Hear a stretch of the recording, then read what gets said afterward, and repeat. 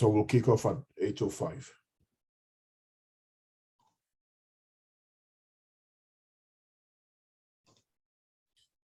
Hello, everyone. Good afternoon and good morning. This is just to acknowledge your presence and thank you for joining right on time. We'll be starting at 5 minutes after the hour. So just 2 more minutes to ensure optimal numbers have joined. But already we have an impressive, well over 50 people in the room, and we thank you for your interest. Looking forward to a very interesting time. I'm Remy Adesion, Director at Salient Advisory. We'll be getting better acquainted in just a moment. Thanks, Vivian and team Nigeria Healthwatch, as I hand back to you to kick things off at the 5 minutes past the hour mark.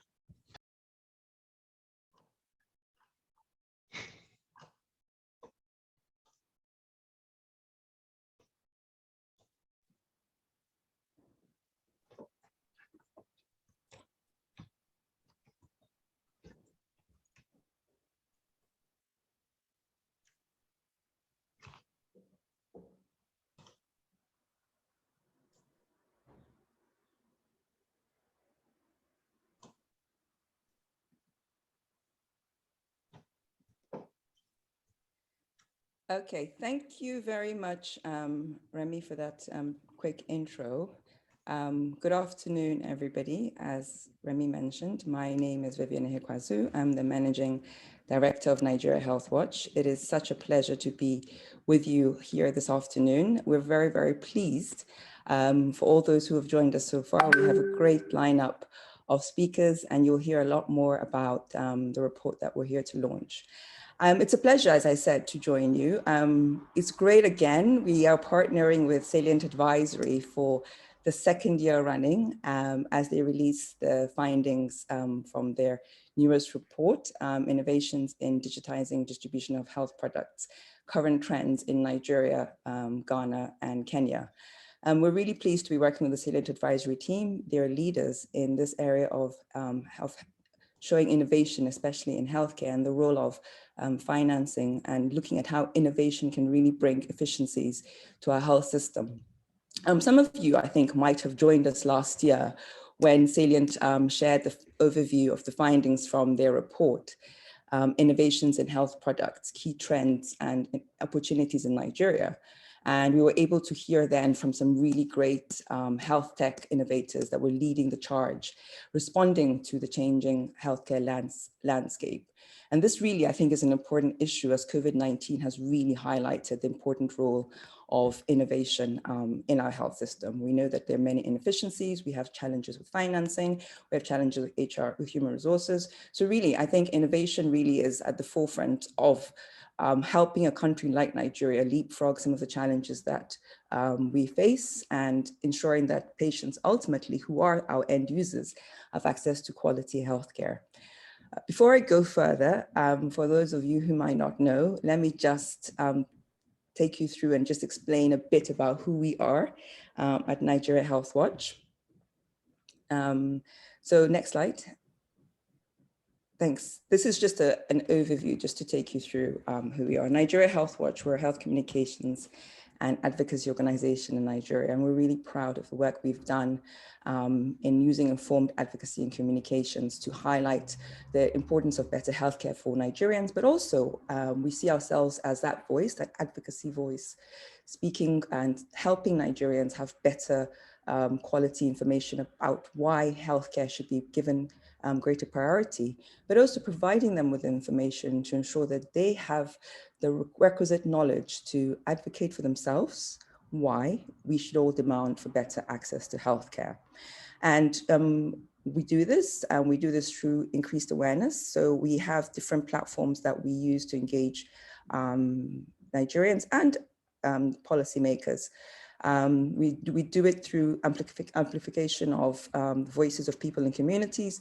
We conduct research and we build strong partnerships with other organizations such as Salient Advisory that we're partnering with today.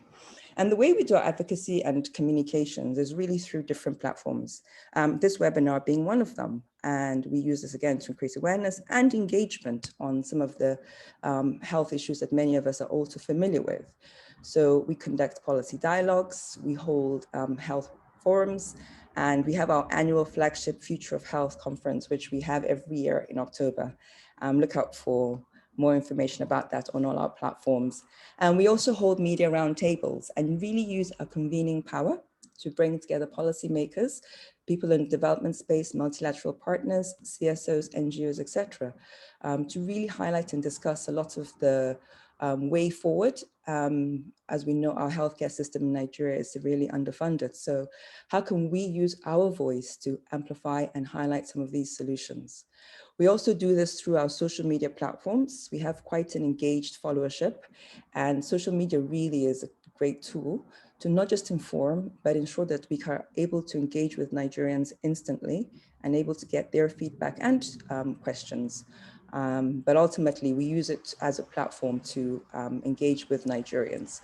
We have our 3 publications every week. So we have editorials on a Monday, Wednesday, and Friday. And we really use these to really write about some of the pertinent issues in our health sector.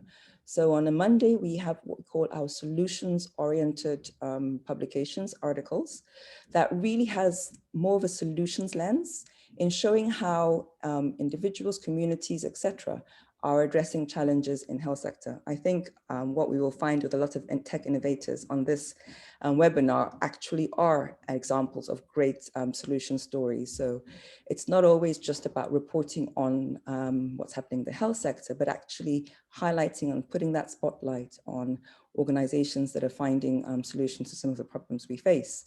We have our thought leadership pieces, which we use as opinion pieces to really discuss some of those issues we face. And then our videos and documentaries. Our documentaries especially we think are quite important because we partner with different organizations to ensure that they are able to document the work that they've done. And again, use that as an additional platform to engage and increase Nigerians' awareness on a lot of the health interventions that they are doing. So there's a lot of great work that's done. We often talk about the problems in our health sector, but often we don't highlight the solutions enough. So for us, as a health communication advocacy organization, we understand the importance of highlighting a lot of these solutions, but also, as we will see with this report, launched by Salient Advisory, the critical importance of innovation in our health system, especially as we continue to respond to disruptions caused by the COVID-19 pandemic. If anything, I'd say, this has really brought to the fore the critical importance of the need to digitize and bring efficiencies to our pharmaceutical industry and improve supply chains and, of course, last mile distribution. The vaccine rollout in Nigeria has not been as optimal. And a lot of those challenges we find were down to last mile distribution. So the question really is, how can innovation and a lot of these health tech solutions mitigate that and bring further efficiencies, partnering, of course, with the government of Nigeria. So, we have a lot to learn, and the Salient Advisory team will bring us all up to speed with some great examples from great health tech organizations that are really leveraging innovative solutions to digitize medicine distribution and supply chains. And so over the next hour and a half, I invite you all to listen attentively. Use the findings, of course, from the report. We will share a link in our chat box to really learn about health tech innovation. So without further ado, I will hand over to Remy, Director for Africa at Salient Advisory, who will introduce to you the Salient Advisory team and then take you through with the rest of his team the findings from the report that was just released. Thank you. Thank you very much, Vivian, and a warm welcome again to our guests and participants at this event.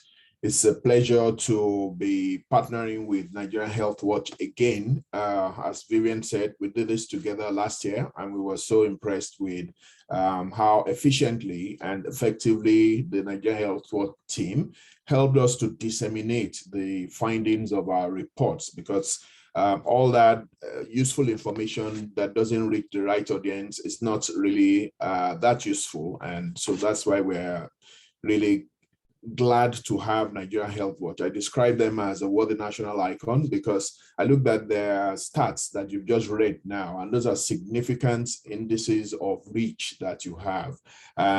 Just on this call at this time, we have over 80 people who are on, and from the registration, I think well over 300 people registered.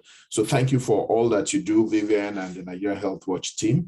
But most importantly, thank you to the audience for carving out time from your schedules to join us this morning.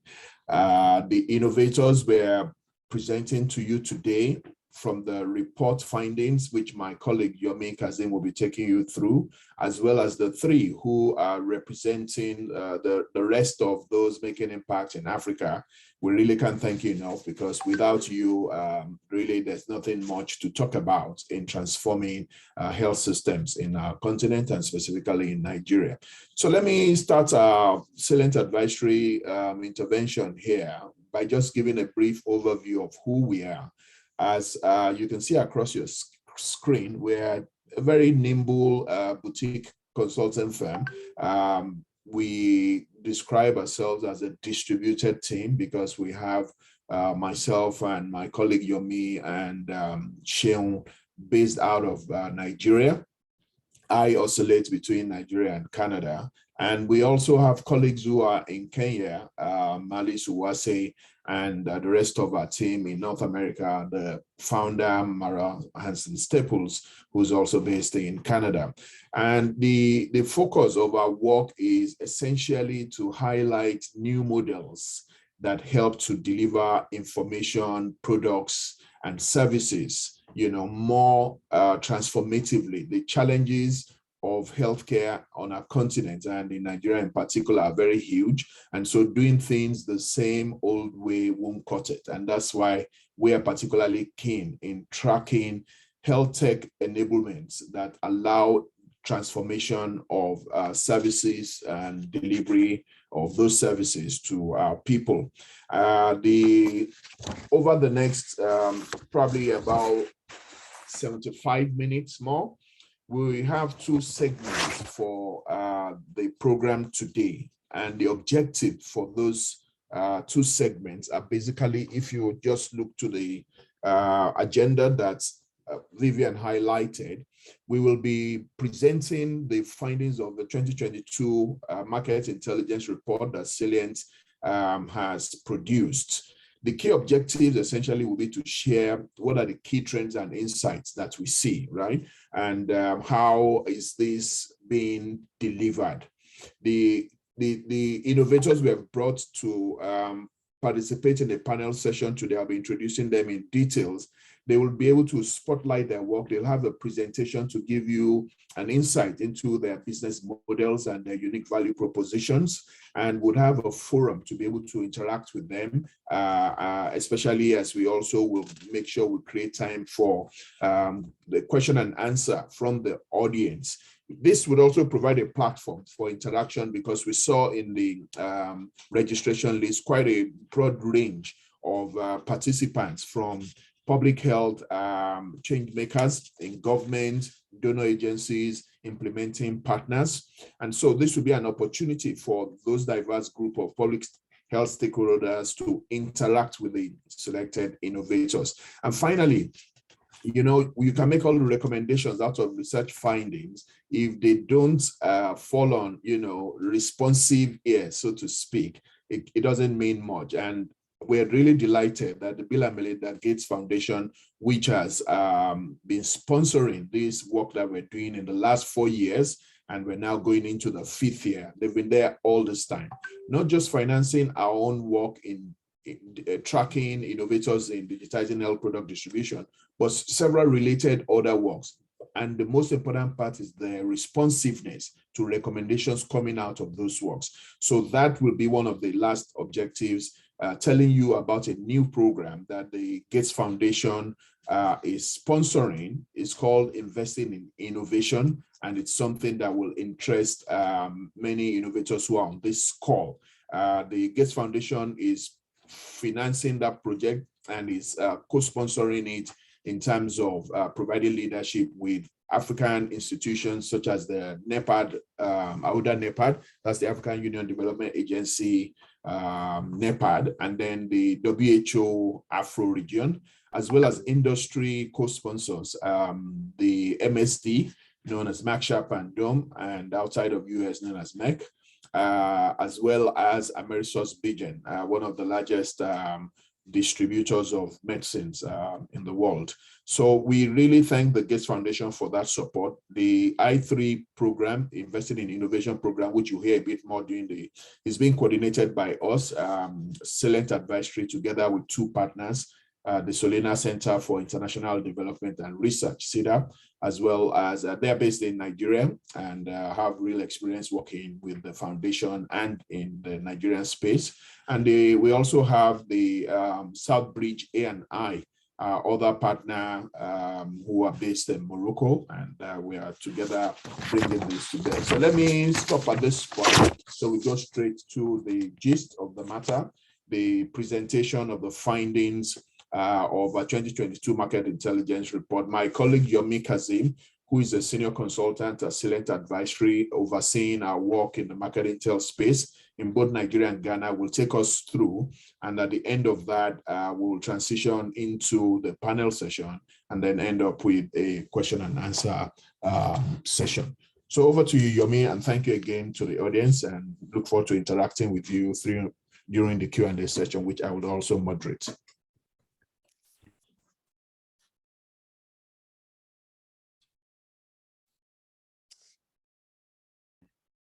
Over to you, Yomi. I think Yomi's on mute, so I'll just jump in. Thank you, Remy, and thank you for the introduction. Hello, everyone, and welcome. So as Remy mentioned, I will start with the report presentation. And before I start, I would like to say a big thank you to all the companies that participated in the research this year. We're truly glad to have about 3 of these companies join us today, and they'll be able to share more about their work with you directly. So the outline for this report's presentation today will start with an executive summary, provide a brief background to the project, and then delve deeper into the findings and recommendations. So let's start with the executive summary and the key highlights from the reports this year.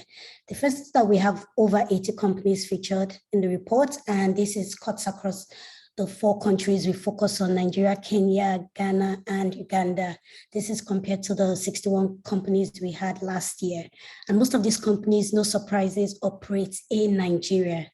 Regarding service offerings, the 3 categories of service offerings innovators provide remain the same. So innovators are either digitizing distribution to providers or to consumers, or they provide product data services. And I'll speak more into what operates under each of this category. Looking at these trends again, the innovators digitizing distribution to providers, they appear to be growing in terms of the numbers of providers served, and they're also reporting a stronger user retention numbers when compared to the innovators digitizing distribution to consumers. And this growth trend echoes what we see in the broader B2B marketplace within the African tech ecosystem. Moving on to funding. So what we've seen that innovators continue to raise money. However, funding remains highly concentrated amongst select groups, and particularly women and Black founders continue to be sidelined when it comes to fundraising. So, however, what we see as a positive trend this year is the notable increase in activity from Africa-led investors. So moving on, I will just take a few minutes to provide a background of the project. So the project is part of a longitudinal study, as Remy mentioned. This is more or less our 5th year doing it, and we have 2 primary objectives. The first is to describe the ecosystem of innovators digitizing health product distribution, and to highlight key trends emerging from the 4 focus countries that we look at. And the second is to highlight how global change makers and stakeholders can accelerate the impact of scale of these high potential innovators. And we would have 3 of them share their work with us today. In terms of scope and what we focus on, we look at innovators or companies that work on the movement of health products from the point of local manufacture to the point of dispensation. So this includes telemedicine companies with a product component such as DRO Health and Nello in Nigeria. We also look at pharmacy chains that have now moved online. So when you think about Med Plus, Health Plus, and we also look at companies that are working with providers to improve supply chain channels. So think companies like Drugstock and Life Stores in Nigeria. Lastly, regarding methodology and approach, we started with an ecosystem landscaping as well as a review of our health tech database of over 1,200 companies. So this landscape identified about half of these health tech companies as a potential fit for the project. But what we did was to now go along and further screen these companies based on different criteria, and about 83 were included in the data collection process. So what we also did differently this year was to meet with industry stakeholders and regulators in the focus country. We did this to try and understand the impact of the innovators on the market distribution structure, and also to identify critical gaps that the innovators may be able to address. And this was part of the insights that fed into our recommendations. So I'll now start with a deeper dive into our findings. So starting off with the number of innovators, as I mentioned earlier, there are 83 companies in the 4 focus geographies, and this represents an almost 200% growth in the number of companies compared to when we first started tracking this space in 2018. So Nigeria remains the biggest hub of innovation when looking at these 4 countries, no surprises, and about 58% of innovators we track operate in Nigeria. One thing that we also saw this year was that compared to 2020 and previous years, the rate of new entrants into the ecosystem appears to be slowing down, and only 4 startups were founded in 2021. This is very low compared to the 15 that were founded in 2020 during the height of the pandemic. Lastly, so while not new companies, so retail pharmacy chains such as Med Plus and Health Plus, which a lot of us are familiar with, are starting a new entrance into the ecosystem this year. And they have started launching online pharmacies, or they have launched online pharmacies in pursuit of that omni-channel strategy that they can deliver to their consumers. Moving on to the offerings, or the type of offerings innovators provide, this falls into 3 main categories. So innovators are either digitizing distribution to providers, to consumers, or they offer product data services. For those that digitize distribution to providers, they improve the stocking, the financing, and distribution of health products to clinics, to pharmacies, and to hospitals. Those that focus on serving consumers allow consumers to locate products, request delivery, and receive follow-up or teleconsultations via digitally enabled platforms.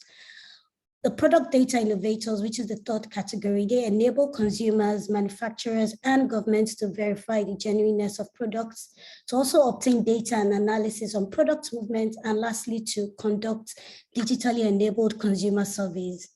What we find is that, similar to last year, innovators continue to offer a blend of services, and about 33% of innovators offer services in more than 1 category. The most prominent combination is those of innovators digitizing distribution to providers and to consumers. So, and as a result of this, it can be quite difficult in some cases to fit innovators or their operations into 1 category, as this blend, as business models continue to evolve. So it's something we'll also continue to track. Now, do a deep dive into each of these categories, starting with the innovators that digitize distribution to providers. So this category of innovators appear to be growing, and they have stronger user retention, as I mentioned earlier. So this year, a few innovators in this category, they stood out by registering impressive growth, and there are notable examples of companies in Nigeria. So for example, Life Stores, they increased the number of providers served by more than 600%, and Shelf Life by more than 300%. I'd like to point out that this data was collected as of January, February, earlier this year. So we expect further increase to have happened.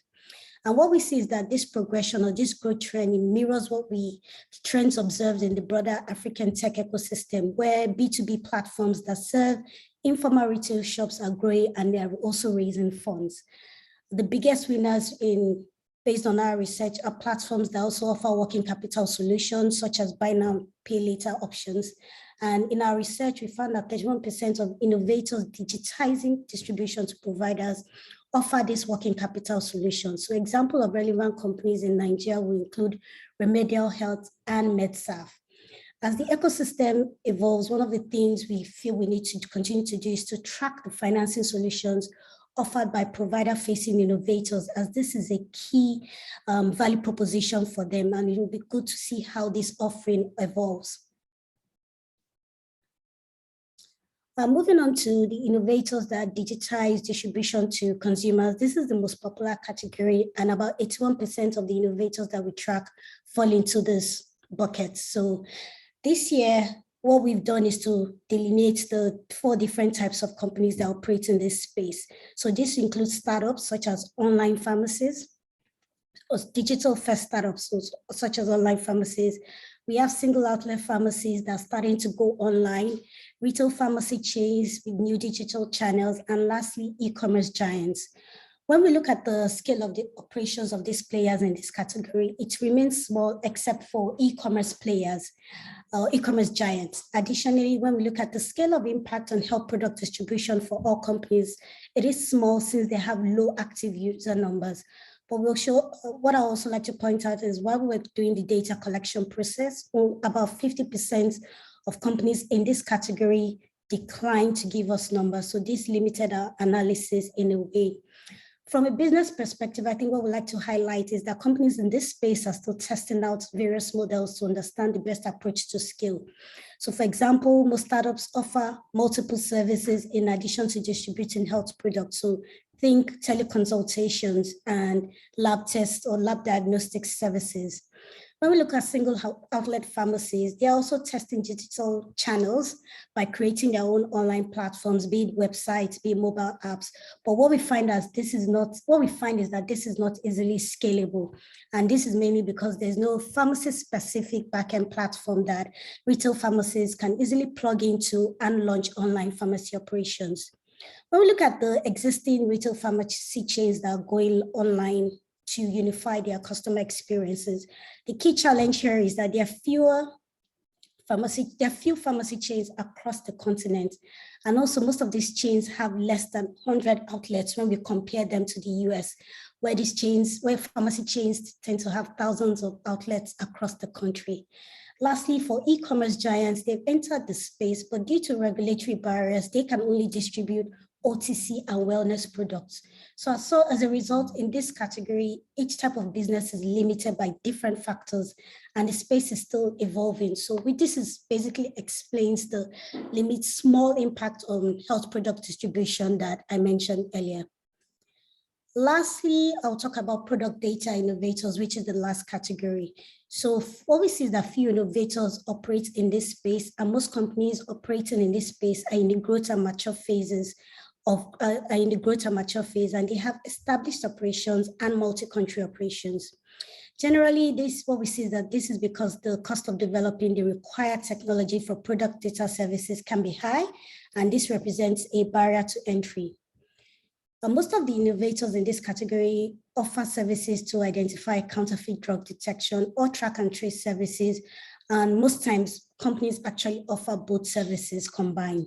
So these examples include Sproxil, Pedigree, and Pharmacare, which all have established operations in Nigeria, and as well as Checkit, which is a company that will be joining us on the panel sessions shortly. Regarding the other type of service they offer, it's called consumer surveys, and this is the third most common offering that innovators in this category offer.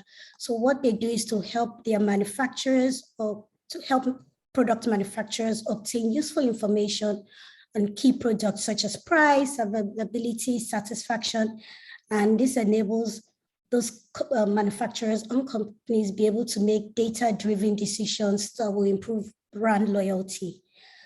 What we see that is for this category, again, because of the high barrier to entry, we find that policies that support product authentication in each country and at the national levels are required to enable growth in this space.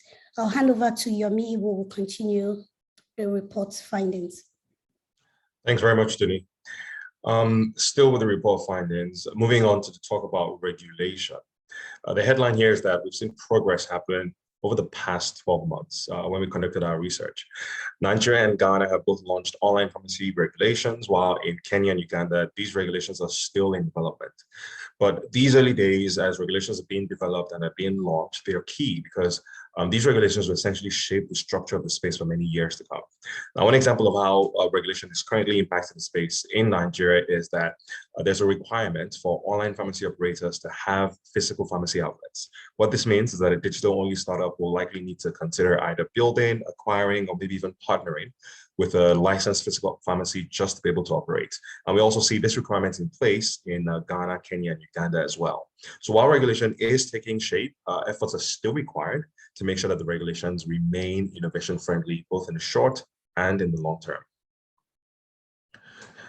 Over the next 3 slides, I'll talk about funding-related insights, but the flow of investments as regards health innovation is obviously So let's start with some good news, which is that investment momentum is strong. So over the past 12 months, 36% of all of the funding that was reported by startups came in this time frame of over the last 12 months. But a red flag to point out is that the funding is also highly concentrated. And we saw that 72% of all funding that was reported in this time frame of the last 12 months actually went to just 4 companies. The obvious risk here is that such a concentration of funding in a few high-profile companies could result in gaps in the ecosystem. And it's obviously something to keep an eye on and also to avoid.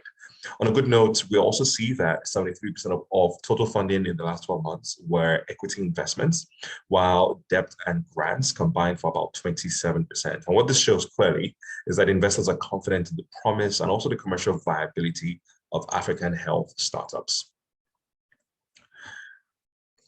Still on the subject of funding, but moving on to discuss exclusionary trends, we see that these trends remain a prominent feature across the countries and ecosystems that we track, and not just in Nigeria. Now, 56% of all of the companies that raised funding in the last 12 months had all Black founding teams or all Black founders, but they only received 13% of all of the funding, and there's a great disparity there. In comparison, companies with white founders raised 28% of total funding, while 59% of total funding went to teams or startups that had mixed race founding teams. This trend of exclusionary funding is resulting in founders making pragmatic early decisions with regard to the makeup of their founding teams.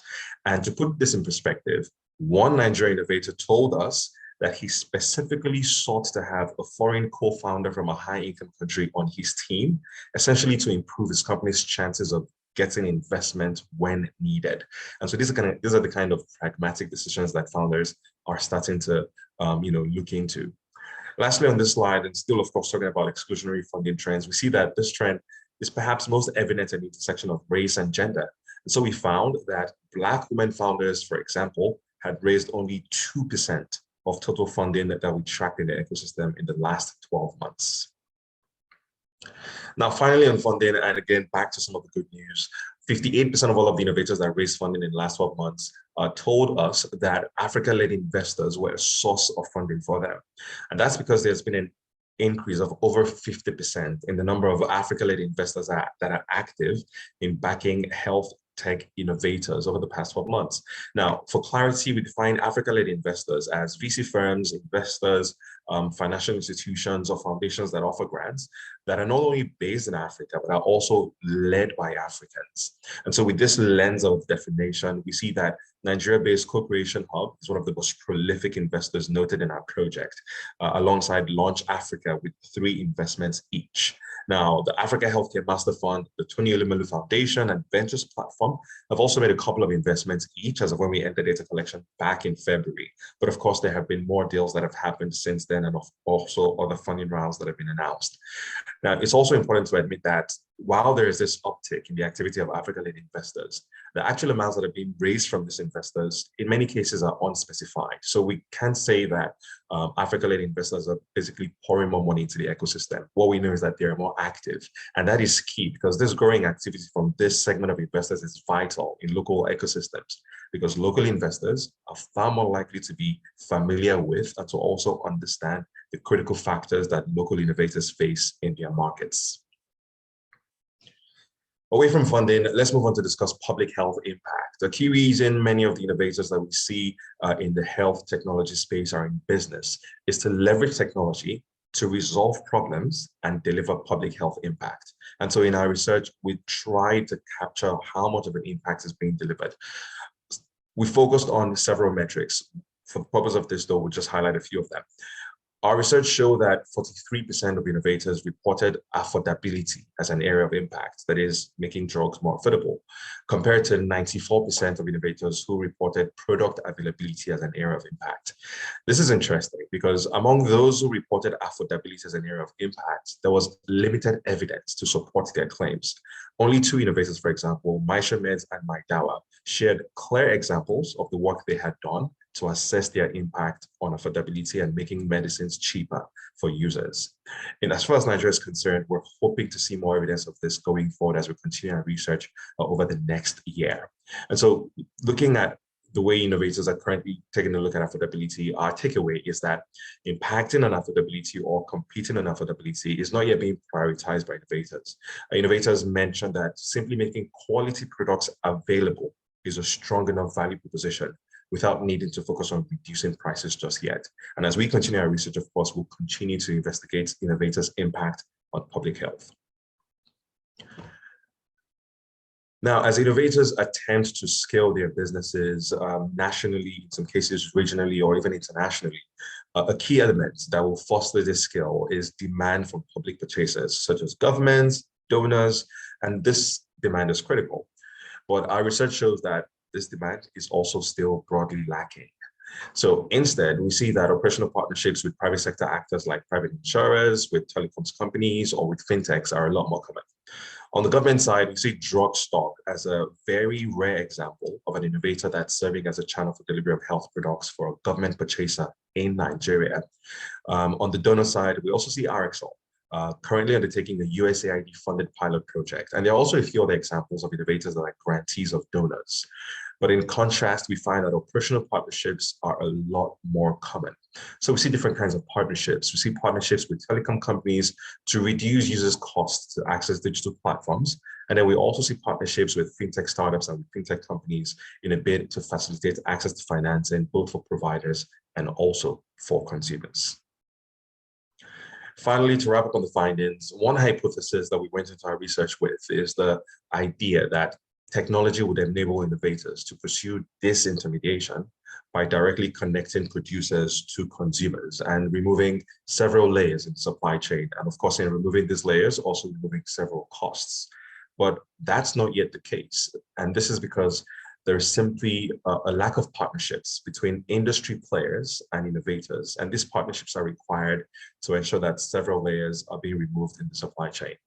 So instead, where disintermediation is not possible, we see that innovators are building more efficient solutions at the wholesale and retail levels, such as online pharmacies or digital marketplaces. And these solutions are essentially replacing the inefficient small to mid-scale traditional intermediaries that currently exist in those spaces. And we see several examples of this in our research, including innovators such as MedSaf, Drugstock, Life Stores, and also My Medicines, all of whom, of course, as you might know, operate in Nigeria. Moving on to talk about our recommendations for work on this research and coming up with these findings. We've developed actionable recommendations for health stakeholders, cutting across government, donors, as it may be. And these recommendations are essentially aimed at supporting innovators that are well positioned for scale as far as their operations and their impact are concerned. So let's go through these recommendations. The first is that there's a clear need to invest in, and also to partner with innovators that have transformative potential. Our research has shown us that many innovators are achieving product market fit. They are positioned for scale. And so providing these innovators with funding and also facilitating access to markets for them is critical. The second is that demand from public purchasers is key. So we're advocating that purchasers such as governments, industry actors, donors, or donor-funded agencies clearly articulates the kind of digitally enabled distribution services that they need. If they do this, innovators can keep that in mind as they fine-tune and harness the solutions and products that they're creating in a bid to match the needs of these purchasers. And so that's why that clear articulation of the needs is necessary. The third, as regulation garners pace in focus countries, as we touched on earlier in the findings, we're advocating for the establishment of a multi-country regulatory working group. Now, our belief is that having such a group will provide demand-driven technical assistance to support countries as they develop regulations, not just for digitized distribution, but also for other related services like telemedicine, for example, which is increasingly becoming more popular. The idea here is that regulators will be able to learn from one another and also, of course, learn from global best practices as they develop regulations and ensure that the steps that they are taking continue to foster innovation. Our fourth recommendation is with a view to improving supply chain visibility. We're recommending support for leading governments to essentially test the aggregation of global, regional, or local supply chain data and to create pharmaceutical data platforms. We believe that when this is successfully done, such aggregation can be leveraged to inform public health supply chain planning, and then also critically to ensure broader visibility as well across the entire supply chain. And our final recommendation is that stakeholders should look into testing if and how early digital payment innovations can facilitate the engagement of pharmacies in the delivery of primary care. Even though these digital payment innovations are generally at an early stage, we believe there's an opportunity to study them, to better understand them, especially with regard to how they can facilitate the effective engagement of pharmacy providers in driving access to products and also their potential inclusion in primary care systems. That's it as far as our report is concerned. Thank you very much for listening. I've posted a link in the chat that can take you to the full version of the report online. Please have a look at that, and of course, feel free to share as well within your networks. Back to you, Remy. Thank you very much, Duni and Yomi.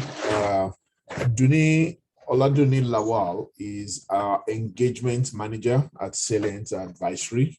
I don't even know she'll be able to make it this morning. I know she's somewhere where the hours are significantly different from the time. So thank you, Duni, for that nice presentation, and Yomi as well.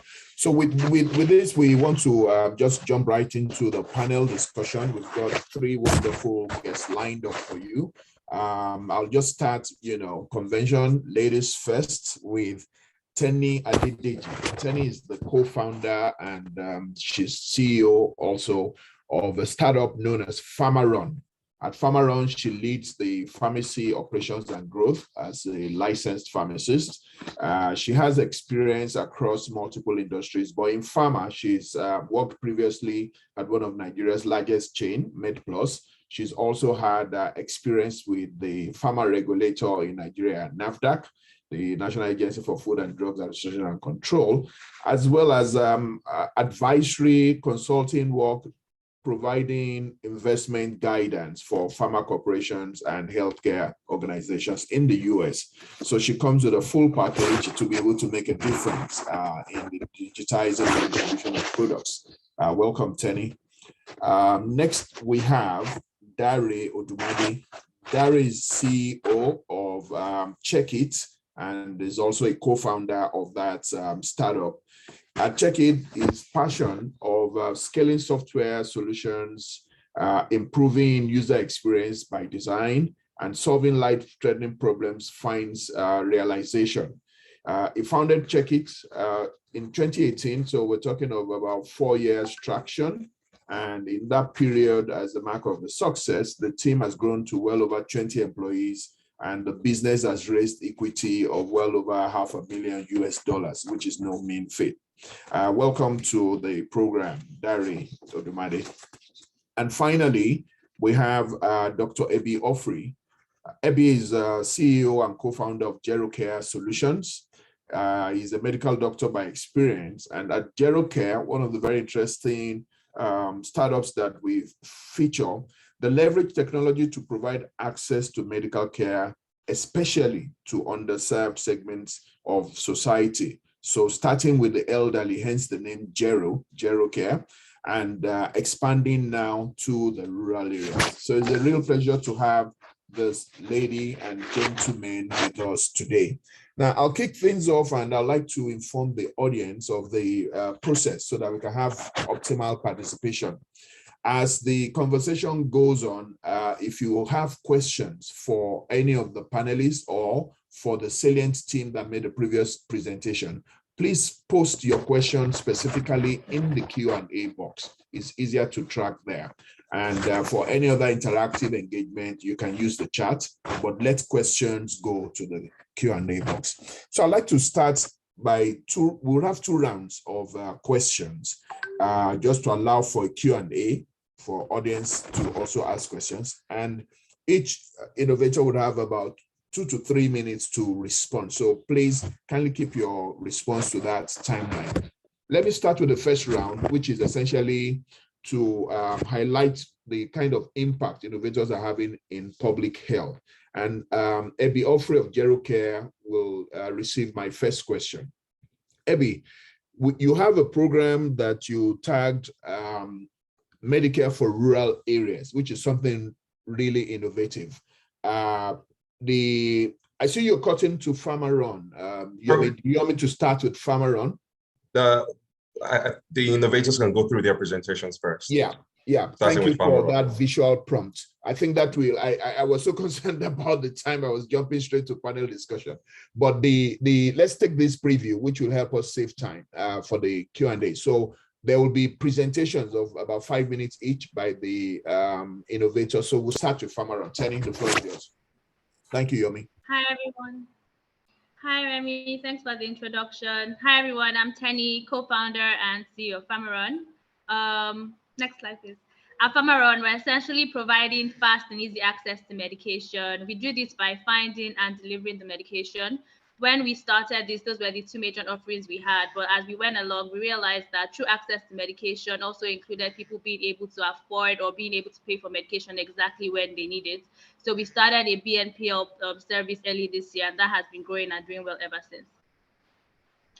Next, please.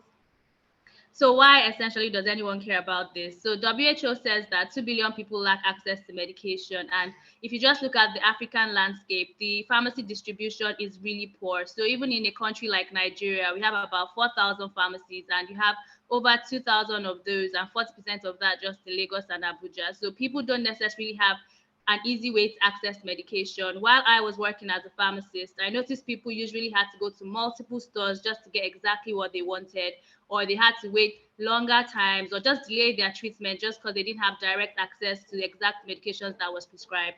So that's how we basically started Farmer-Run. Next, please. So we started with just the WhatsApp number essentially, and we grew really fast. In like 2 months, we had over 50 people use our platform. We moved to a website and a chatbot, and now we're currently on a web app which has more robust services like laboratory testing. You can talk to a pharmacist, and very different other services that we host currently on the platform. Next, please. So the product essentially is aggregating pharmacies, financial services, and logistic partners. We are building the largest inventory in Africa, whereby you're connected to multiple wholesale and retail pharmacies to access all types of medication as long as they are available in the country. You also have a situation whereby you can schedule your medication and get automated reminders, medication checkers, talk to a pharmacist, and automated refills. You also have the buy now, pay later, whereby you're able to access financing of short loans to just get your medication exactly and not delay treatment outcomes. We also have fast delivery, whereby you get your medication delivered. So no more excuses as to why you're not taking your medication or having to take time off work just to go and look or get the exact medication you require. So we're highly impactful. We're aligned with a lot of SDG goals. The most obvious one, obviously, is the good health and well-being. We've been able to help people access life-saving medication and treatment since we started last year. We also see the huge play which we have for consumer data, and this is something which we're hoping to harness down the line. We've been able to make deliveries so people don't have to leave their work, and healthier staff generally means people are more productive when people are able to access the medication they generally need. Our business is a two-sided business, whereby we're also able to help pharmacies increase their visibility because we are aggregating and putting smaller pharmacies online. They're also able to grow their monthly revenue just by being on our platform. So you no longer have a situation whereby pharmacies have to open multiple brick and mortar stores just to scale. Next. So I'm building this with my best friend of 19 years, Lola. Lola essentially works in product. she's leading our product and marketing teams. She's worked with Jumia before, also Max NG, and we're really excited about what we've done so far with the product and our users, and we really hope that more people get to share in what we're doing. Thank you. Thank you very much, Tenny, for introducing us to the Farmer-Run team and your business model. Dari will take the presentation for check-in. Thank you very much, Remy. I'm pleasure to be here. Hello, everyone. My name is Dari Udumade. I'm founder and CEO at Check It Technologies. And at Check It, what we are developing is a digital fabric, end-to-end fabric, that basically helps patients confirm their medication that is authentic, and also help brands learn about their consumers or the users of their medicine, basically drug efficacy, pharmacovigilance, right? Basically learn more about how people are using these drugs, and also how efficient these drugs are in the market, aside from also gaining market share or regaining market share from counterfeiting. Why do we do this, right? We do this primarily because in Africa, over 40% of market share is lost to counterfeit products. Counterfeit products coming from major countries where we get supplies from India, from the East and the likes, right? Also even locally, counterfeits being made locally. And this really costs a lot of lives, right? In West Africa, WHO did make a research report that over 100,000 people die every year as a result of counterfeit anti-malaria medicine. However, as a business, aside from solving this problem, we also saw the opportunity around that break in the gap between manufacturers and the end consumers. In your reports, Remy, and Yomi, during your conversation, you did make mention of how the possibility of Innovators to connect manufacturers directly with the end consumer, and that's what we're doing at Check It. Next slide, please. And how we do this is through the process of product serialization. So basically, we create unique IDs for products using GS1 standards. So we are a partner solution provider with GS1. And we use GS1 standard to generate unique IDs. These unique IDs are then authenticatable by the end consumer, either using their smartphones by scanning the QR or using USSD offline. Next slide, please. So basically, just to illustrate that process, right? We use sticker labels, or we can deploy our serialized codes directly through partner store like the SAP store. So basically, you can find Check It on the SAP platform, the Advanced Track and Trace platform by SAP. So any manufacturer can find it, Check It there, and integrate that directly into your production line. Basically, generate unique serial codes for their products, or use the sticker labels as we do here, and we sell here in West Africa and also East Africa. What happens then when consumers verify this product is they see the QR code, they dial, they verify, they see brief survey questions. So survey questions is how we learn about the consumers or how we collect data about the consumers. And then on the dashboard, the brand can then see insights about who is consuming your products, where and why. Next slide, please. So we've grown pretty tremendously over the years. We've worked with over 30 brands. We have executive partnership with companies like Merck, pharmaceuticals. Also, we are on the SAP store now, giving us access to hundreds of pharmaceutical companies globally. We are working with GS1 as a registered solution provider, and also working with NAFDAC as well in the traceability journey for ensuring that all pharmaceutical products in Nigeria are serialized. We've been doing this over the years and have secured over 40 million products in both the FMCG space and pharmaceutical space, and registered over 500,000 consumer authentications. Our core goal is really to impact lives by supporting the SDG Goal 3, and also creating that fabric, that infrastructure for a safer, healthier community as a whole, focusing on SDG Goal 9 in that scenario. So this is just another illustration of what we're doing, how the sticker labels looks, and also how the serialization looks, right? However, what makes our serialization also very unique is the fact that you could authenticate this QR or data matrix code as well, right? With using the Check It app. And then there are rewards for consumers as well for doing this as incentives, some of which are even sponsored directly by Check It, right? So 100 Naira for every 5 unique Check It label a consumer verifies in Nigeria. Next slide, please. So I have a very dynamic and authentic team, includes myself, my co-founder, Tosi and Samuel. Our CTO is Samuel, who has worked over 7 years experience in the enterprise and banking industry before joining Checkit. Same thing with Tosi, who has also worked as ICT manager in a few fintech companies before joining Checkit. We're also a very, pretty dynamic team now with almost 50% engineers on the team. I really feel excited about solving the world's problem around counterfeiting. And we would love to have more people join us as we go further on this journey. Thank you. Thank you very much, Dari. We'll cut over now to Ebi for the GeroCare presentation. All right. Thank you very much, Remy. My name is Dr. Ebi Offrey, co-founder and CEO of GeroCare. Next slide. So we're a fully indigenous digital health company, and we are pioneering what we like to call medical inclusion by leveraging technology to provide access to medical care to underserved segments of people across Africa. So many of us have heard about financial inclusion. That's leveraging technology to provide banking services to the unbanked, but we're doing that for medical services, enabling those who ordinarily don't have access to care. And our flagship product is GeroCare Home Hospital, which makes it extremely easy for people like you and I, wherever we are in the world, to subscribe for regular doctor home visits for our parents in Nigeria using the GeroCare mobile application. So we simply sign up or download the app, input our parents' details, and make a payment.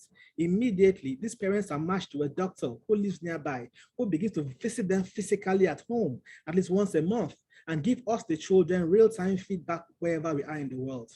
And we've been able to do this because we've successfully created a cloud-based hospital structure that provides the entire spectrum of care to the elderly at home. Next slide, please. So we've created a cloud-based hospital structure that replicates the entire experience of a clinic in the comfort of their home, from doctor home visits to tests at home to drugs at home, and even complementary services like caregivers and physiotherapists. And we're glad to say that for over 5 years now, we've been able to successfully and consistently solve this problem by providing care for over 100,000 people. Next slide.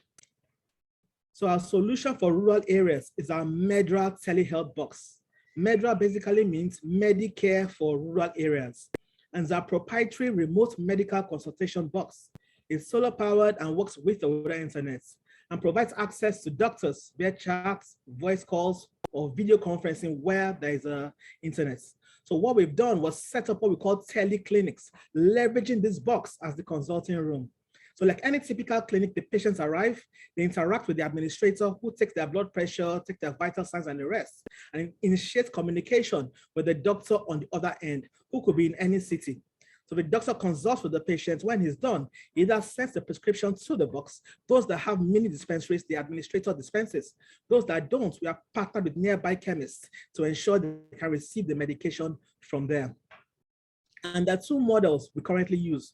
We have the adopt a community model, whereby an NGO, a developmental company, or the government adopts a community and sets up the clinic and pays for care for 1 year. So the people, they have access to care yearly for free. And then the company can resubscribe each year based on how they want to get it done. We also have what we created called the healthcare scheme, rural healthcare scheme. Right now it's focused on farmers that allows farmers come on board the platform, pay a SIMBED, but allow them receive care, outpatient care alone throughout the period they're covered. Next slide.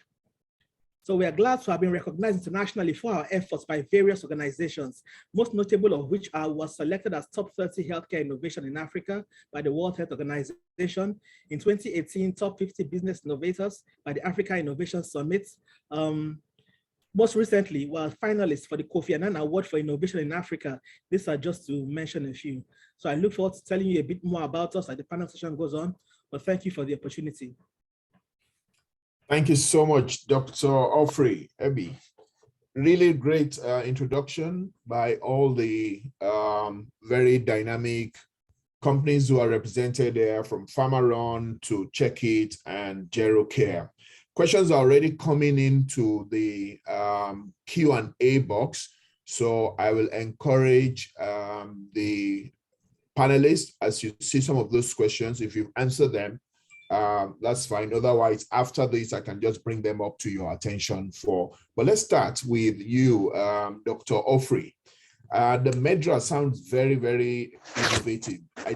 Sometimes people hear tech-enabled solutions and they automatically assume that those in rural areas will be disadvantaged. Now you're flipping it. You are actually going into the rural areas to solve this problem. Now, you indicated to us that the service has over 140,000 rural-based users onboarded over the past year. What would you say has been the key success factor that enabled you to achieve such a level of skill? Thank you very much, Remy. There are quite a few things we did, but the most notable are three key things. Unfortunately, it's not rocket science, so anybody interested in mimicking what we've done can actually get it done. So the first thing we looked at was leveraging on already existing communities. The second was to removing the barrier to payments. And the third was getting strategic partnerships who have a huge value in ensuring the process works. So for the first, what we did was partner with agri-tech companies that have a huge population of smallholder farmers underneath them. And leveraging this community, we're able to get them to provide us with the tip of the iceberg of the farmers they have and enroll them on the platform to get that number upfront quite easily. So the number of farmers we have 50,000 from one company and 90 from another. But it's interesting to note that this is just a small percentage of the farmers available to these companies. So the plan is that when we succeed with these ones, we expect to increase the number of farmers on our platform. The second is a reduction or removal of the barrier to payments. Interestingly, what we did was have these farmers pay us back not in cash, but in harvest. Because many times agri-tech companies provide loans to these farmers, but recoup the loans from the farmers by harvest. And so what we did was latch onto this. So the agri-tech companies pays us upfront, but receives the money back from the farmers as harvest. And it's interesting because they don't collect everything the farmers produce.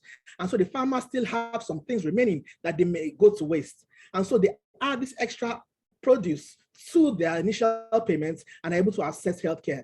And so they don't have to think about how much they have or how much they have in their pockets because it's already paid for from things that would ordinarily have gone to waste. And the third is strategic partnerships with agri-tech companies because they have a lot to gain. There's quite a lot of funds out there for the companies, but they need to find a way to distinguish themselves and provide more value to these farmers. Everybody's providing farming support, yes, but how many companies are actually providing healthcare to the farmers? And we're able to provide this value to them to make it of interest to them to come on board the platform. They're also able to make a bit more on the money they get back or harvest they get back from the farmers, which goes a long way to increase their bottom line. So these are the three key things we did and we believe can be actually leveraged by many other startups and communities. That's awesome. You are found a creative way to overcome the customer acquisition challenge that many startups usually face through established communities, as you put it, in this case, using farmers. And I'm sure there are multiple others. And we encourage other people to emulate that kind of approach you're taking. Let's move to Dari. Dari, Checkit is playing in a space where originally that was populated by bigger companies, let's put it that way. So now that you have entered in that fast-growing space, how have you managed of counterfeit detection and track and trace solutions? How have you managed coming into the market to identify a gap and define an offering and establish such good traction in a relatively short space of time? Thank you very much for that question, Remy. So first of all, I would say it's the blue ocean strategy. But then again, the real thing that happened was in 2017. So what we did was really go out into the markets and do research, right? Really understand why people were still falling victim of counterfeit medications in the markets. And what we realized quickly was that typically when people go into the pharmacy, they go to their neighborhood pharmacy, right? And at your neighborhood pharmacy, you would request for an anti-malaria, for instance. You get it, right? You pop the pill, use it, wait 3 days time, you don't feel good, you go back to that same neighborhood pharmacy, take request for another anti-malaria, probably this time you're asking for another brand of anti-malaria. And then they give it to you and then you use that and it works and you're well, right? But what we realize is most of the time, that first anti-malaria could have been potentially counterfeit. right? Because of course, it's not like to kill you instantly. It takes accumulation over time before it then becomes a danger to the health. But nonetheless, it's still very dangerous, right? So that's what we realize most of the time. People just use themselves, their body, as the litmus test, trusting in the world pharmacies, right? So realizing that, and also going back to the brands, and also speaking to the brands, and realizing that brands were, I'm talking about pharmaceutical manufacturers now, we're beginning to reduce the amount of money they spend on product authentication or brand protection in terms of putting sticker labels, primarily in terms of putting sticker labels on products. Probably they're now engineering that money into designing more secure packaging, probably with some special ink or something, but not really interested in getting that consumer verification or consumer authentication. Because at the end of the day, they're interested in making money, right?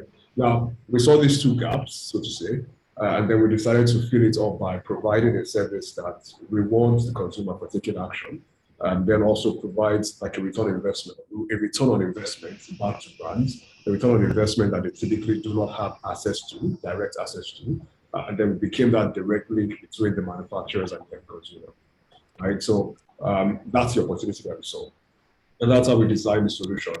And within the first, say, 3 months of building this out, we had a first customer paying, right? Which made it very interesting to see how that goes in the market. However, another thing that we did in the early days was not necessarily focusing a lot on, playing around regulated space, but looking for like the outlier opportunity outside of the regulated space to be able to tap in and render service to pharmaceutical businesses. How do I mean? Our sticker labels works on USSD, not SMS, as the mass originally was designed for. And also, our process includes survey questions and a reward, a digital reward for the end consumer, which is basically not what was originally regulated, which now brings us, gives us that market entrance. Originally, but through that, we then got into the regulatory standard as well and became regulated as well, right? But that sort of gave us that leeway to enter into the market and show what we have to offer, essentially. That's awesome. Using research to identify where there's still gaps and then providing really good value services to address those gaps. Excellent. And I think it's reflecting in also the traction you are gaining. Let's go to Tenny Farmaron. You've achieved partnerships with a large number of pharmacies, and you are leveraging this alongside your AI chatbots to deliver customized online pharmacy services to your customer.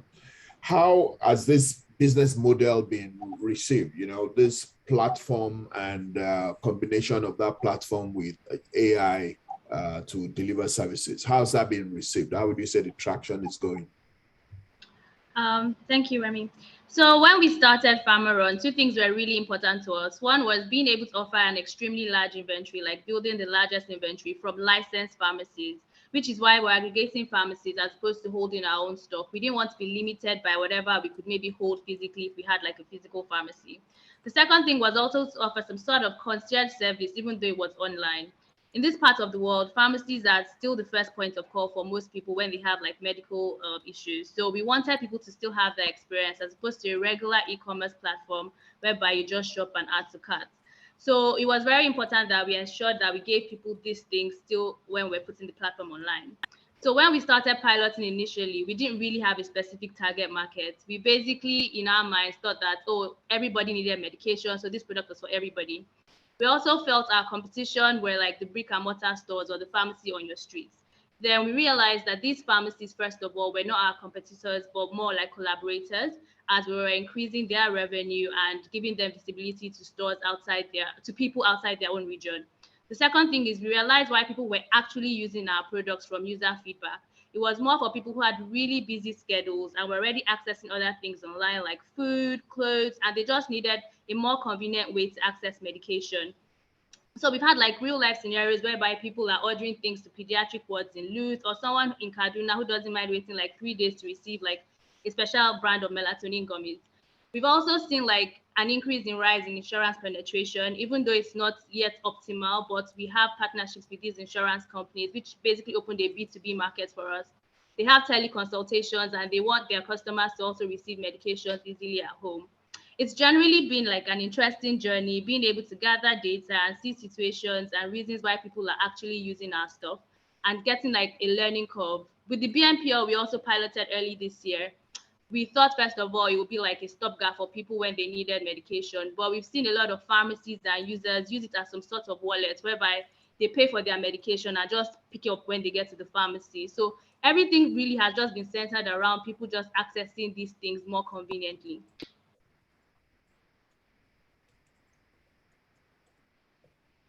And you know, the key growth that you're seeing there and the value of a collaborative approach to providing these services is something that is quite notable. Now, if we use the opportunity, while still keeping in mind, we'll go to the Q&A box to just take one round of your experience as innovators in this place to talk about the challenges that you are encountering. The ultimate goal, I imagine, for you all is to expand and scale. So what challenges are you encountering with expansion, and what support, given the role that we play at Salient of you know, connecting with global change makers like donors, governments, impact investors, and all of that, what kind of specific interventions would you be looking out for to help you scale your impact? So if we just take that question and flip it again, starting with Abby, that we just take maybe about 2 minutes to respond to that each, and then we'll open the floor to Q&A. There are already questions waiting for us. So thank you very much again, Remy. For me, the key constraint is the fact that majority of the people that actually need this care are unable to afford this care. And so we needed to devise a way whereby people that can't afford can also receive the care. So what we focused on was a system we call the payer system. Over the years, GeroCare had been functioning. We were able to identify key areas, and I proposed a model I call the PAP model for sustainable healthcare in Africa, which is based on 4 key things. We have 1, the payer system, 2, accessibility, 3, affordability, and 4, focus on prevention. So for the payer system, we have a situation whereby the person using and the person paying are 2 different people. But the person paying must be receiving enough benefits to want to keep on paying for the person using. So you notice for GeroCare Home Hospital, for instance, is the children of these adult elderly parents that make the payments. Not because these parents could not have paid in their heyday, but because now most are pensioners and cannot afford the care, but they have children who can. For the Medra Telehealth Box, they adopt a community model. The NGO, the developmental agency, the government are the people that pay for the service, and the people receive the service. We also have a structure whereby companies that need data, for instance, can pay for data, but the way we receive the data is by providing care. So that's also a factor of the payer system, person using and then person paying for the service. We also look at the fact that the person paying must be able to afford the service, not the person using. So when looking at payers, make sure they can afford the service. Accessibility, it must get to the people. And prevention, we understand that infrastructure is a problem for us. So if you finally get ill, the infrastructure is not even available. And so the key is to prevent you from getting to that point. And so we need to begin to focus more on preventive care. So as regards the 2 constraints, those are the key things that affect constraints. 1, the ability for the people to pay for the service. As such, we are looking for partnerships to enable this, adopt the community model and the healthcare scheme models work. And 2, customer education. We need to understand that prevention, as they say, is still better than cure. But most times there is no structured way of prevention. GeroCare is that way. So these 2 things can enable us to do much more than we're doing now.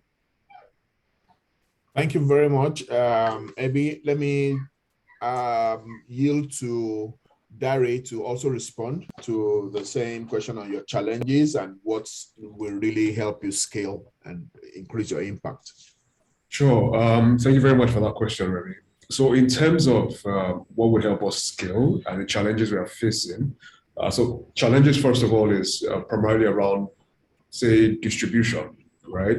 And what will also help us scale is also primarily around distribution, as it happens. So challenges in terms of distribution, meaning in Africa, for instance, there are no serialization standards yet anywhere on the continent. which is primarily the reason why counterfeit is still very prevalent in this part of the world. That goes with the Middle East as well, right?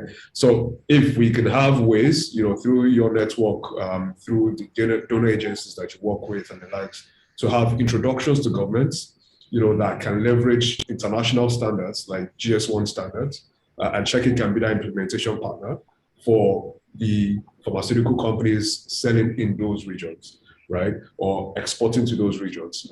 So we're saying we could do the global serialization from the manufacturing point before it goes to Africa, based on the fact that we know it's going to Africa. So major introductions like that can be very, very helpful.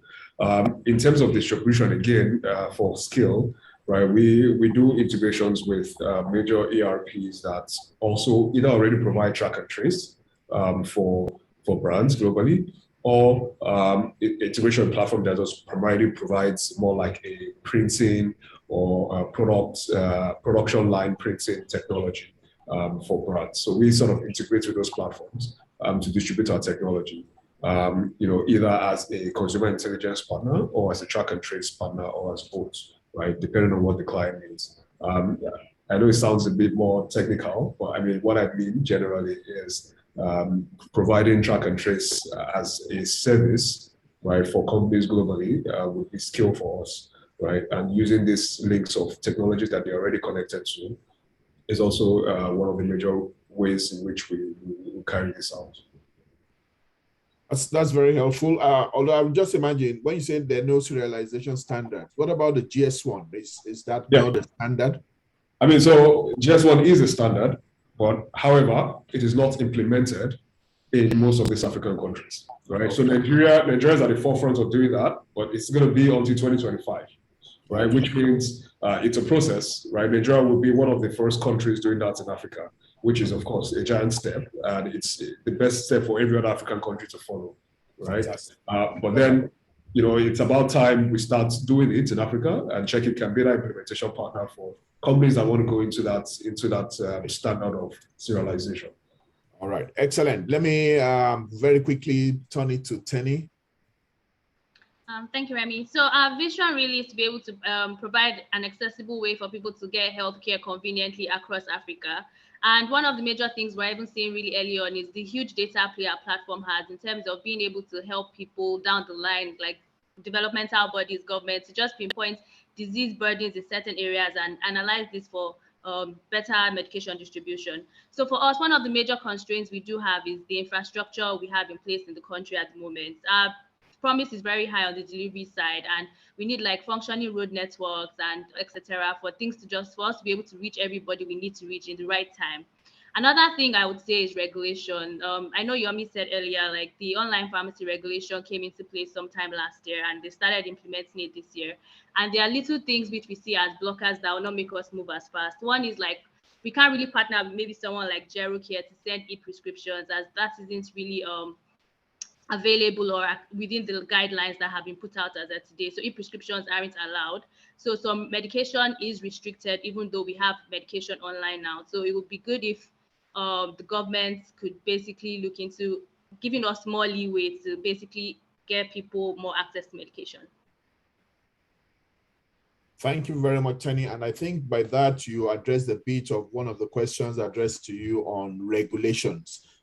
It's been a great time. We have about 94 people in the participating. It peaked at 107 at a time. Please excuse the noise in the background, probably a fire alarm or something. So let me, Yomi, please take over the questions so that this noise doesn't disturb. Yomi, Q&A on it. Thank you. Happy to. All right, so we've got a few questions in Q&A. Thanks to Dr. Eddie. I see you've tried to answer a few of them already, but I thought it'd be useful as well to bring some to the Q&A section, at least for the benefit of everybody who's here. First to you, Tenny, there are quite a number of questions. I'll try to combine a few of them. The first is, how do you ensure that products that are not counterfeits essentially find their way into your platform, given the dire statistics around prevalence of fake medicines? And another, which I think you can combine, is how do you automate inventory upload into your platform? Is that a feature that you currently have? If you can answer those two. Okay, so in terms of us ensuring that we have authentic medication. We basically, in our onboarding process, only work with licensed pharmacies. And licensed pharmacies are actually, they have the onus to make sure that the products they have are, it's also the promotion of just ensuring people do the medication authentication thing also comes into play. In terms of how we currently onboard pharmacies, part of our onboarding process does include us receiving your inventory. We are building like webhooks and APIs whereby we connect directly to their inventory and ERP systems for those who have that in place. Down the line, we are going to have and be providing our own ERP systems for our partner pharmacies. Okay. A follow-on question as well is there a way you're addressing affordability? I know you mentioned the BNPL service earlier. Perhaps you just go over that in like 30 seconds again. So yes, for affordability, like we said, we have BNPL, which are like little quick loans to help you get your medication exactly where you need it. Another thing is that we are partnering with retail and wholesale pharmacies to ensure that you're able to also get like medications a bit cheaper than you would get in your regular retail pharmacy. We're not yet exactly where we'd want to be in terms of medications necessarily cheaper than the retail stores, but we are pretty close. And we're not more expensive than your average retail store. All right, thanks. Dr. Ebi, a few questions for you. I know you already answered in the Q&A box, but again, I thought for the benefit of those, all the attendees, we could just go over this real quick. Questions about the age limits in terms of the patients that you serve. I'm guessing this is for the home hospital. Also, clarity on quality of care, service charges, and then also how you mitigate against on or less qualified doctors being on your platform. So the first is the age. We begin at 55 years of age, especially because of the low life expectancy in Nigeria. And so if you begin at a later date, you may miss quite a few people, but we don't prevent people that are younger from using the service. So if you're younger and you want to use it, you can come on board. But the program is focused on the elderly 55 and above. The second question about mitigating against less qualified doctors. First of all, fortunately, the MDCN registers all doctors. So the lowest level of quality assurance is to ensure the person is a medical doctor in the country. The second thing we do is make sure we assign all our doctors to consultants, family medicine physicians, or geriatricians who may or may not be in the country but have access to our application. When a doctor submits his report, it's similar to presenting to your consultant in hospital in the format you present. So we transfer that from offline to online. So once it's submitted, the consultant can review what you did and add his own comments or whatever he needs to do, either continue management or why did you do this or change that. But the consultants really can be anywhere in the world. Fortunately, we all schooled in the, let me say we all schooled, I schooled in Ibadan, and most of my classmates are already in the diaspora. So they are all available as consultants to participate in what we're doing and take a look at what the doctors over here are doing. So the last question was, I can't remember what you stated last. You already addressed them. The other one was about around service charges and affordability. Okay, so affordability usually, most times, as I said, for Jericho Home Hospital, it's quite affordable. And then again, it's the children that pay. So my mother, for instance, as a pensioner, may not be able to afford the treatment, but she has 3 children who can. So it doesn't have the one child who provides the service. All children can contribute to make the payments for the parents. And in that way, most likely you're going to be able to afford the stipend we provide, subscription charge per month. All right. So this is a question for all 3 panelists. One of our attendees is wondering if you currently have any partnerships or plan any partnerships with aligning with HMOs in terms of the digital offerings that you have. I think Tenny can go first, then we go to Dr. Ebi and wrap up with Darren. Yes, we are. Like I think I mentioned as well, we are working with insurance companies as of today. We just signed a partnership deal with about 2 this month. So we are definitely delivering medication on behalf of insurance companies, and it's more all coming down that pipeline.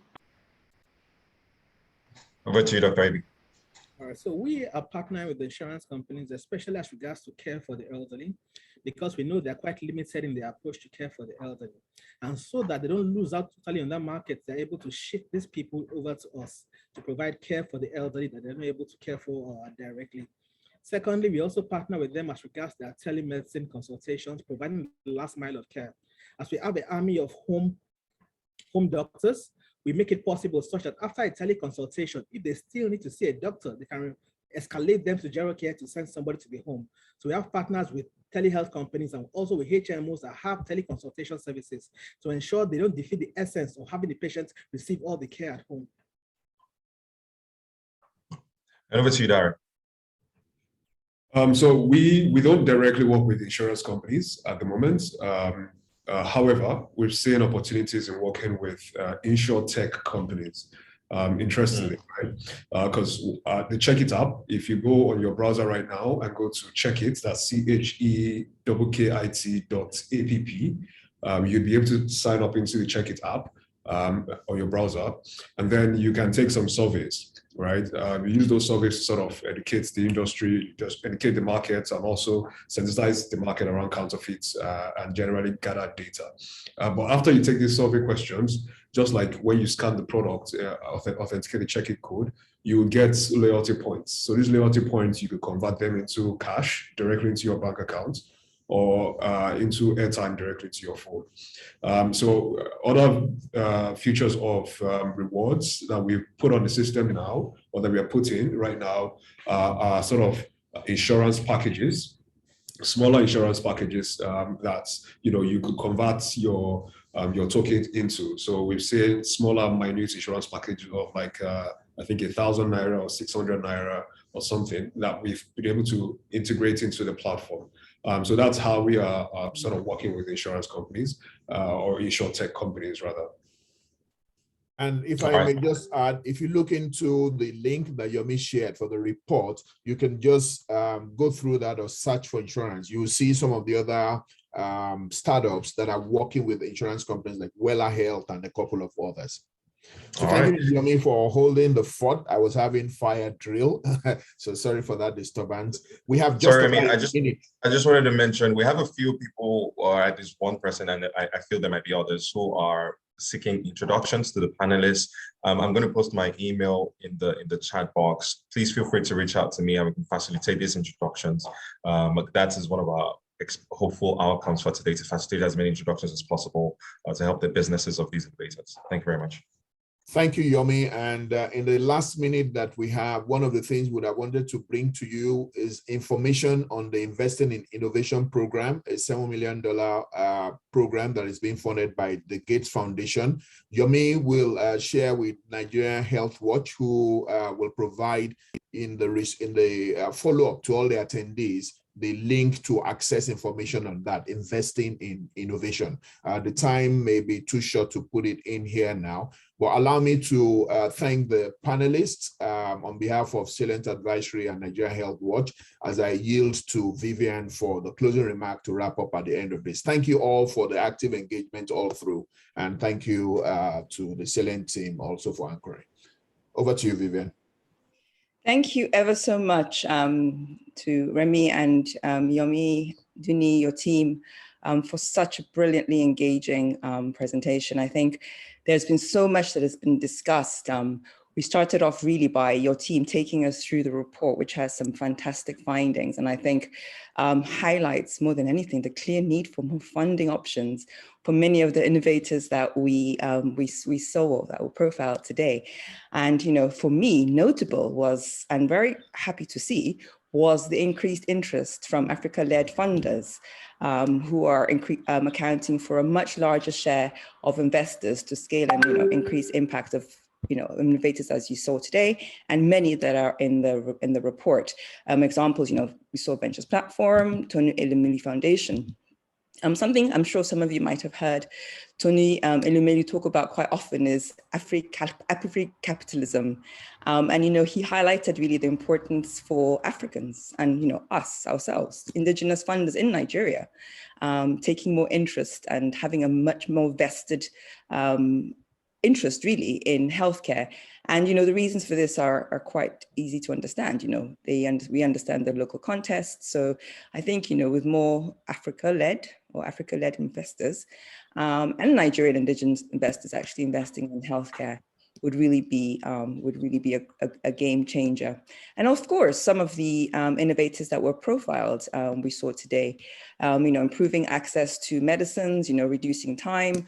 We saw this really great innovation from Tenyola, who CEO of Pharma Run, very important. We're all aware of the healthcare costs are a great barrier to access for many Nigerians. I know we're hopeful that with the National Health Insurance Act, which established the National Health Insurance Authority, we may have, or we may hopefully see, improved access to healthcare and, of course, medicines. Pushing up accountability, of course, we saw this with Dare Udimade with CEO at Checkit, and improving access to better quality medicines, because substandard medicines really remain one of the key reasons why people have negative outcomes often in healthcare. And he alluded to a study, which I'm happy to share the link for, which was looking at the impact of poor quality antimicrobials. And the study was done in about 4 countries, if I may recollect. And that actually quantified the lives lost, and also the number of hospitalizations from poor quality and substandard medicine. So, there absolutely is a cost. And so it's really great to see Checkit actually addressing this issue. And of course, addressing a critical gap, underserved communities. I think most of us, or some of us, are fortunate enough to still have our parents around. And I know for many of us, this remains a big problem. Our lifestyles now mean that we no longer live in communities. So having an organization that actually addresses geriatric care and actually provides quality geriatric care. I'm quite familiar with GeriCare, so I think definitely I would invite you all to find out a lot more about it and share it with a lot of your friends, because I think all of us who have elderly parents share this common problem of how do we take care of our parents and ensure that whenever they're ill, they have access to a service that provides them with care. And of course, underserved communities. So I think, these are just some of the 3 great innovators that were profiled in the report, and there are many more. Yomi shared the link in the chat, so please download, read it, look at it. I think there's so much, and there's a wealth of knowledge there, and so it's a great study that was done. And at Nigeria Healthwatch, we are so excited to have had the opportunity once again to support Salient in the release of this very, very important report. And we look forward to continued engagement, of course, with Salient. Thank you, Remy, Yomi, Duni, and your team again for giving us an opportunity to support you in releasing this very important report. And we will, of course, use our platforms to amplify it, because as I mentioned, there is a wealth of information there that really, I think there's a lot we can learn from, not just, in Nigeria, but the other countries that this report covered. So without further ado, I know we have gone 4 minutes over 3:30, oh, sorry, not 3:30, I'm 1 hour ahead, 2:30. So I will just say thank you to everybody once again. Thank you so much to the Nigeria Healthwatch team for making sure that this ran as smoothly as possible. Remy, thank you again. And thank you to the rest of the Salient team. I will end it there. The link is there for the report. Please download it again and have a good afternoon, everybody. Over. Thank you. Thank you very much for having us. Thank you. Thank you. Barry. Thank Bye, you. everyone. Bye, everyone. Bye, AB, Tenny. Thank you all. Bye.